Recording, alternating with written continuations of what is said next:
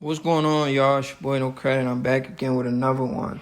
I need you guys to do me a favor, hit that like button, hit that subscribe button, hit that notification icon for more videos like this. That being said, let's get into it. Canelo Alvarez versus David Benavidez is a fight that the fight fans want. Canelo Alvarez hasn't showed too much interest in fighting David Benavidez. He said David Benavidez didn't improve himself, but he can't say that anymore because David Benavidez has proved himself. He beat a guy that Canelo refused to fight at 160, Demetrius Andre, and he also beat a guy that Canelo beat too. Even though he didn't knock him out, but he still beat him in dominant fashion in Caleb Plant. So they share one opponent. The other opponent they should share, Canelo refused to fight him, and that was Demetrius Andre. But Canelo said he didn't want to fight Demetrius Andre when Canelo beat Gennady Golovkin. He had a chance to go undisputed. All he had to do was fight Demetrius Andre. And the crazy thing about it, Canelo looked his best at 160. He hasn't looked too great at 168. At 160, he looked great. He looked amazing. But at 168, he's not looking all that great, guys. You know, so a fight like this with a natural 168-pound fighter in David Benavidez. I ain't even going to say natural because I think he's just too big for 168, in my opinion. But it is what it is. Benavidez versus Canelo. ESPN is claiming that fight happens in 2024, this year. They claiming Canelo Alvarez is going to fight David Benavidez at the end of the year. In September, probably. It's going to be the last part of his deal, with his PBC deal. He's going to fight Canelo Alvarez. Canelo's going to fight David Benavidez for his last fight on the PBC deal. This is what ESPN is telling us. We don't know that for sure, so we'll see. We'll see if that's the case, man. But stylistically, I think they're both wrong for each other's style. Canelo doesn't like to fight guys with volume. David Benavidez,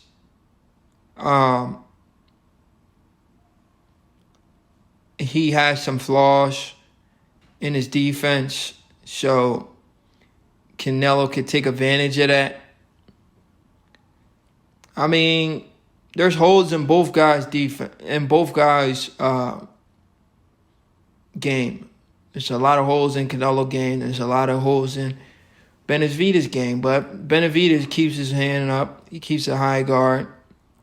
And I think it's going to be a very tough fight for Canelo Alvarez, in my opinion. I think it's going to be a very tough fight for Canelo Alvarez. You know, but I don't know. I'm not going to, this is one of those fights. Some days I'll be like Canelo. Another day I'll be like Benavidez. I will say this, though. Right? Canelo versus Benavidez, right? I will say this. Canelo versus Benavidez. Canelo Alvarez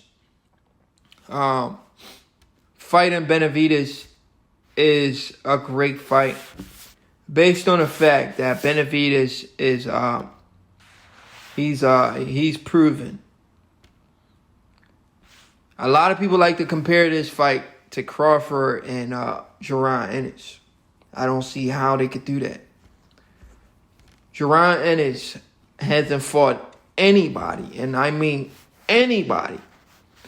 David Benavidez been a world champion before Canelo even got to 168, but he lost the belt So this is a guy who's proven. Yeah, he's young, but he's proven. You understand what I'm saying? Ennis is nowhere near proven. His first real test would be against the best fighter in the world, in Terence Crawford. Benavidez is a different story. This is a guy who was one of the youngest champions in boxing and the youngest super middleweight world champion, WBC world champion, right? And he's been fighting very good competition. You know, especially his last two fights, Caleb Plant and Demetrius Andre, back-to-back. Those are amazing fights. And especially the way he stopped Demetrius Andre. What can we really say that about Jaron Boots Ennis? Can we really say Jaron Boots Ennis looked great against a top competition of late? No, he hasn't fought any top competition to look great against.